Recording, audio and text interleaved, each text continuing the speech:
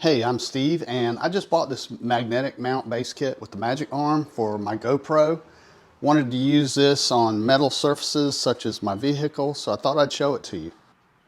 So here's the magnet that comes with it. Show you the size in relation to my hand. And it feels like a rubber type coating on there, kind of sticky and just rubbery.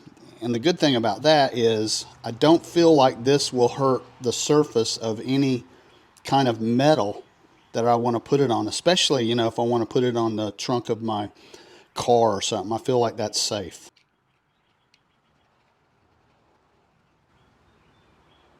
You can definitely adjust this. Simply loosen this knob right here, adjust it to however you want it, and then tighten it, and you are good to go. This 1/4 20 screw mount right there on the bottom of the GoPro finger mount simply goes in there like that. Now you are ready to mount your GoPro.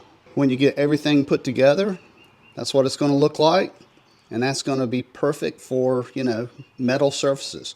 And you can adjust any angle, so keep that in mind. Let me give you a demonstration of me putting it on my truck hood. Wow, that really went on there. You definitely felt that connection. So let's take it off.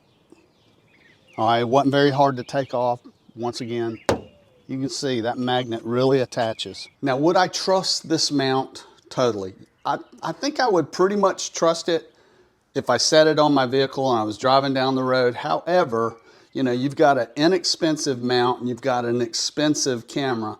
So I would probably put some kind of a tether on it, maybe a little string tied to something on my truck, just in case, if it should become dislodged, I'm not going to lose my camera. So that's just a word of caution. That's probably what I would do because I have lost GoPros before. So there you go. That is a very good mount, inexpensive. I think you'll like it, and I hope you found this video helpful.